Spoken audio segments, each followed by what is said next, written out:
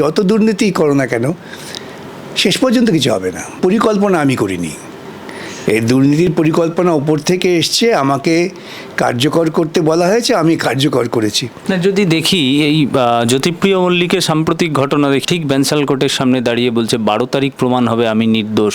ওনাকে অভিষেক ব্যানার্জির প্রসঙ্গ টেনে মিডিয়া যখন প্রশ্ন করেছে, আমরা যখন প্রশ্ন করেছি, তখন তিনি বলেছেন যে অভিষেক ব্যানার্জি কে? আমার লিডার অভিষেক ব্যানার্জি। ঠিক এই জায়গাটাতে কোথাও কি জল ঘোলা? মানে আমি বলছি যে একেবারে বিরোধী।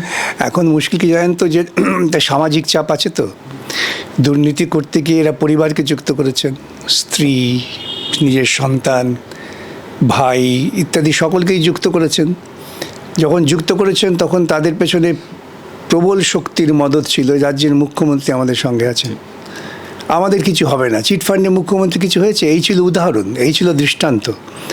আজও দেখবেন যারা এই দুর্নীতির পক্ষে প্রকারান্তরে সওয়াল করেন, তারাই এখন গলা ফাটিয়ে বলছেন কই সারদা তদন্ত কী হলো, নারদা তদন্ত কী হলো। মানে যারা তদন্ত করতে দিচ্ছেন না তারাই এখন আওয়াজ তুলছেন তদন্তে কী হলো। অর্থাৎ এটা বোঝাতে চাইছেন যে যত দুর্নীতিই করো না কেন শেষ পর্যন্ত কিছু হবে না। এই একটা মানসিকতা তৈরি করার চেষ্টা হচ্ছে। এবং আজকে যে জ্যোতিপ্রিয় বলছেন যে আমি নির্দোষ, যদি খুব কথাগুলো আমরা বিশ্লেষণ করি, নির্দোষ এই অর্থে যে পরিকল্পনা আমি করিনি, এই দুর্নীতির পরিকল্পনা উপর থেকে এসছে, আমাকে কার্যকর করতে বলা হয়েছে, আমি কার্যকর করেছি। এতে তিনি নির্দোষ প্রমাণ হন না, তিনি একজন রাজ্যের মন্ত্রী হয়েছেন, সংবিধান শপথ নিয়েছেন। অবশ্য এই সাংবিধানিক মূল্যবোধ নৈতিকতা ওদের মধ্যে নেই, এ কথা বলতে আমার কোনো বাধা নেই।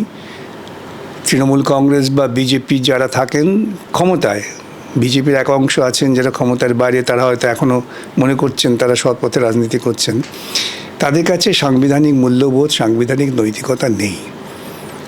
অতএব সংবিধানকে মর্যাদা দিয়ে আমি ক্ষমতায় এসেছি বলে সংবিধানের মর্যাদা রক্ষা করব, এই দৃষ্টি ওদের নেই। সেদিক থেকে জ্যোতিপ্রিয় নিজেকে নির্দোষ দাবি করলেও তিনি নির্দোষ নন।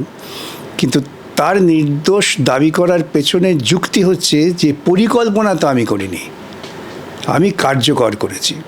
সেই জন্য তিনি বলছেন যে আমি নির্দোষ, আর কিছু না।